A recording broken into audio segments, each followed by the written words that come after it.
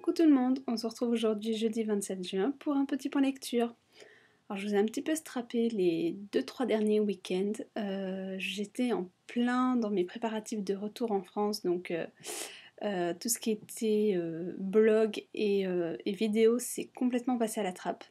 Le blog j'essaie de le tenir au maximum sur mes chroniques pour essayer de vous en dire le plus possible pour pas oublier des choses relativement intéressantes sur chaque livre que je lis, donc les chroniques, j'essaie de les tenir à jour le plus possible, mais c'est vrai que les vidéos, le week-end, ça me passait mais complètement par-dessus la tête. Donc là, je voulais vous faire absolument une vidéo avant de rentrer, parce que dimanche, je serai de nouveau en France.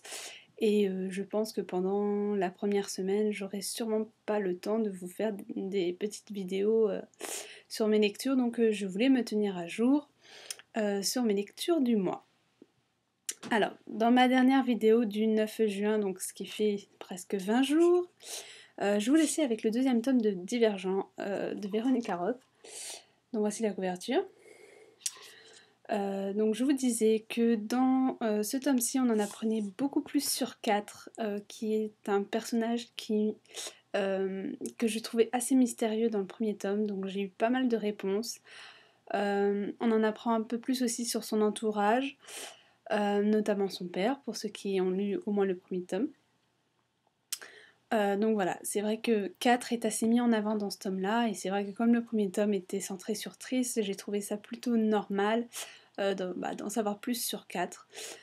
Donc j'ai pas été déçue. Voilà, 4 c'est un personnage que j'apprécie énormément, je l'affectionne. Voilà, c'est un personnage touchant.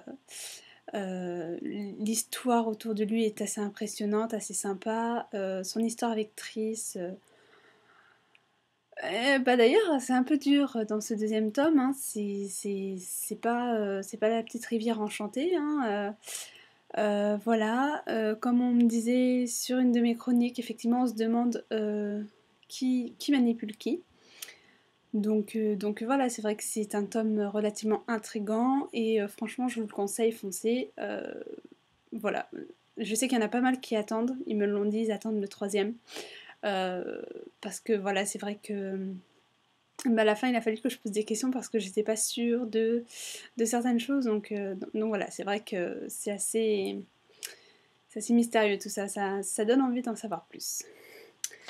Alors ensuite j'ai lu Charlie Davidson, donc le troisième tome. Donc je cherche sur ma liseuse. Hein. Hop, qui est là. Alors, Charlie Davidson, donc ça s'intitule Troisième tome tout droit de Darinda Jones. Alors, Charlie. Que vous dire sur Charlie, à part que c'est un personnage qui me fait rire, quoi qu'elle dise, quoi qu'elle fasse. Voilà, c'est un personnage bourré d'humour, bourré de réparties assez impressionnantes d'ailleurs. Ce personnage a vraiment tout pour me plaire. Vraiment, c'est un personnage haut en couleur, qui n'a pas froid aux yeux, elle voit des fantômes, elle est détective privée, bon, voilà, elle a fait quand même pas un métier facile, donc effectivement, voilà, c'est un personnage qui n'a pas forcément froid aux yeux. Mais voilà, ce personnage de Charlie est juste une petite merveille pour moi. Voilà, chaque fois je me fends la poire, mais toutes les 2 pages. J'ai un petit papier toujours à côté de moi quand je lis Charlie, parce que voilà, il faut toujours que j'écrive des citations qu'elle sort, parce que c'est tellement drôle. Et voilà, et c'est vrai que quand je les relis, je suis morte de rire parce que j'ai encore le contexte en tête, mais c'est vrai que si je vous les disais comme ça, il y aurait... Enfin, vous ne rigoleriez pas parce que voilà, vous n'avez pas le contexte. Mais c'est vrai que quand on a le contexte, ça vaut vraiment le coup. Donc franchement, Charlie, franchement, foncez. Pour ceux qui aiment la bislite, mais allez-y, quoi. Vous allez adorer. En plus, Reyes, dans ce tome-là, mais c'est un fou. Voilà, c'est un fou, il me plaît énormément. Ensuite, j'ai lu Les Vampires de Chicago, le 4e tome. Je cherche. Hein. Vous inquiétez pas, je cherche.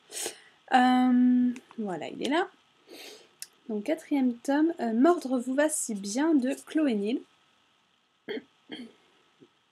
Donc Les Vampires de Chicago, le 3e tome avait été un coup de cœur. De l'action, de l'amour, de la trahison, de la confiance, tout était réuni pour moi.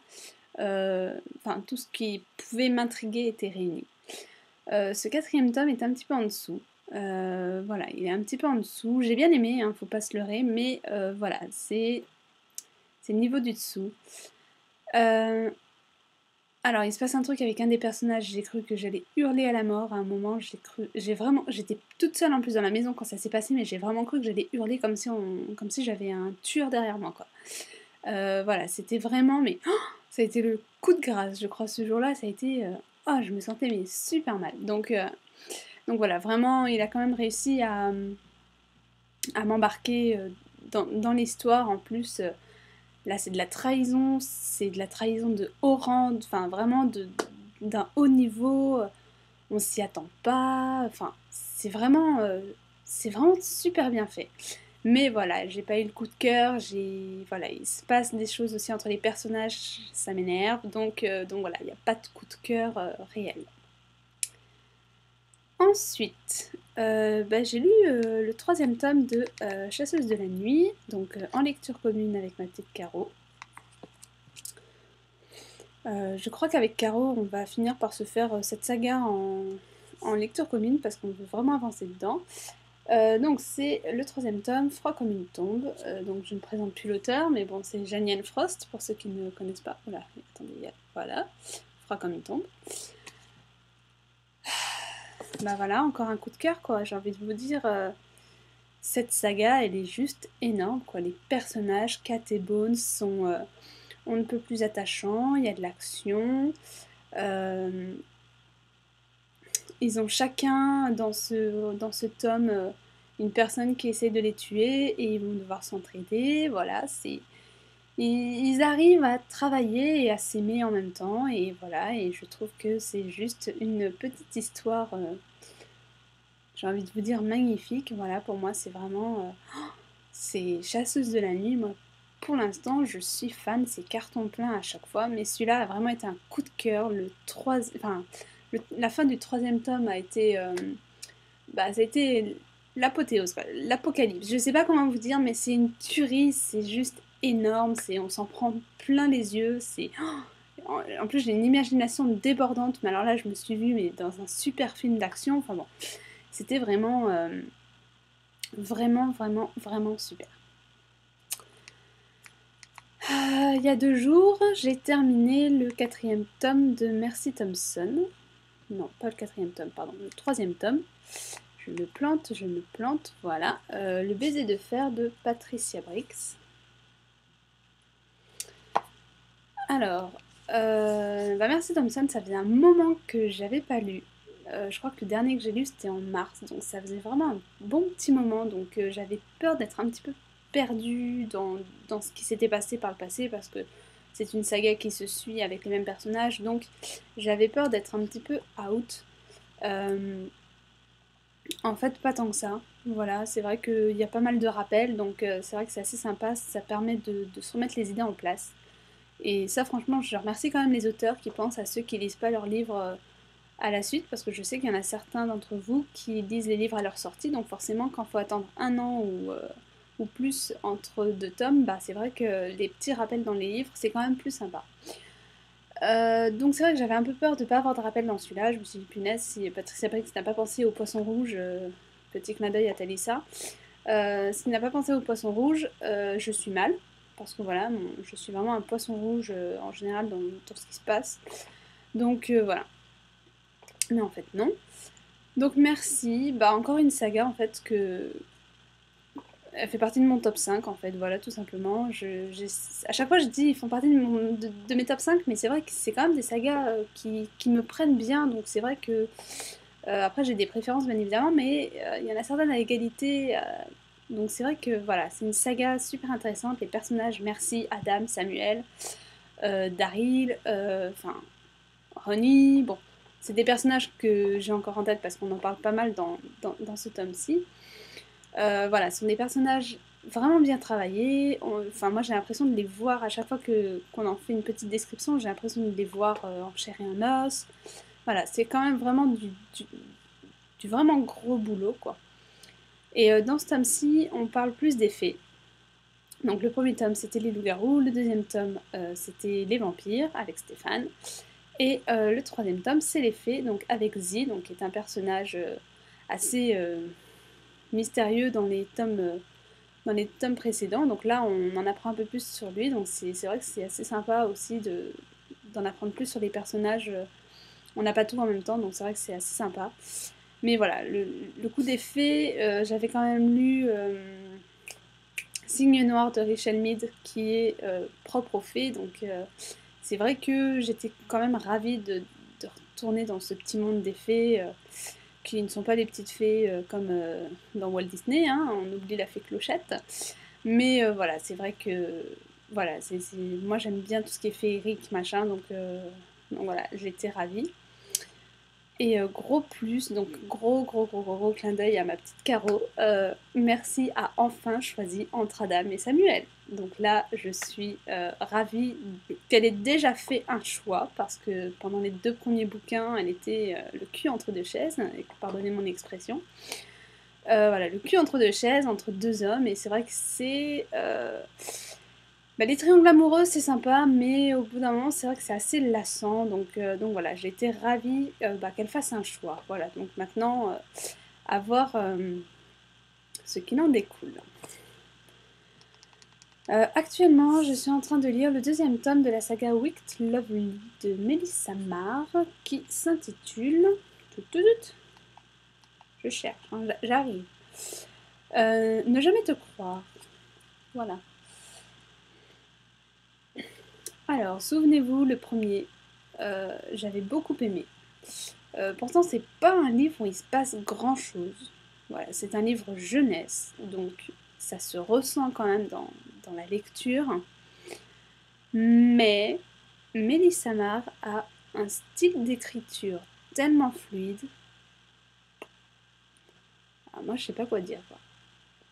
Je trouve ça impressionnant. Elle arrive à m'embarquer dans une histoire qui n'est pas non plus extraordinaire. Et elle arrive à m'embarquer dedans rien que par son style d'écriture, parce que c'est d'une fluidité incroyable. Euh, c'est simple, quoi. C'est vraiment simple comme bonjour. Et les personnages, il y a des petits hicks. Enfin, il y a eu des petits hicks dans le premier, parce que voilà, j'avais pas trouvé qu'ils étaient vraiment travaillés à fond. Mais voilà, j'avais réussi à m'attacher à eux. Et voilà, et dans ce tome, les personnages, je les trouve un peu mieux. Alors Leslie, elle a un passé qui n'est pas facile du tout. Ensuite, on a, oh, je sais plus, Niall. Niall, donc, qui est le second de Kinan, donc qui était le personnage principal du premier tome. Et voilà, donc c'est vrai que là, c'est des personnages secondaires. En fait, on en apprend un peu plus sur eux, donc... alors c'est pas forcément plus des personnages dans le premier tome, je me souvenais même pas de Leslie qui est la meilleure amie du personnage principal du premier tome, quoi, de Esnine. Je ne me souviens même pas d'elle, je savais même pas qu'elle existait. Donc c'est vrai que je suis un peu tombée des nues quand j'ai vu ma meilleure amie, machin. D'accord, ok, tu sors d'où toi?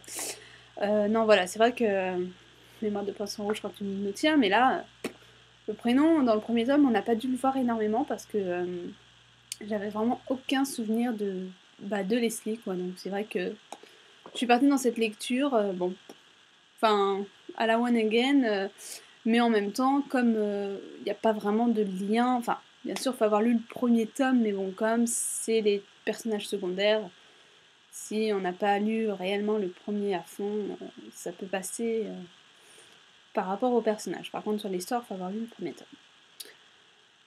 Donc pour l'instant j'en suis à 40%, donc ça fait 2 jours que je lis, donc je lis pas non plus énormément dans la journée et dans la soirée. Donc voilà, donc j'avance un petit peu, je me mets en but de le terminer le 30 juin pour pouvoir commencer juillet sur un nouveau livre. Mais voilà, il me reste 3 jours, je ne trouve plus mes mots, super. Je ne me stresse pas, je ne me mets pas une pression énorme sur les épaules pour finir ce livre. Je sais qu'il sera terminé, limite les doigts dans le nez. Par rapport au temps que je vais avoir dans l'aéroport samedi. Je vais quand même passer 8 heures dans un aéroport à attendre, donc je pense qu'en 8 heures, je vais pouvoir lire moins de 60%, parce que je vais avancer demain, donc je pense que j'aurai le temps quand même. Je veux dire, même si je me balade dans l'aéroport, je vais quand même avoir le temps. Donc je ne me mets pas de pression, j'y vais à la one again et on verra si j'aurai fini le 30. Voilà. Bon, bah je vous fais des bisous parce que c'est fini pour aujourd'hui. Je vous mets la petite vidéo en ligne et puis bah je vous dis à bientôt quand je serai sur le territoire français. Je ne sais pas quand, franchement, ne m'attendez pas en vidéo pour l'instant. On verra. Bisous, bye bye.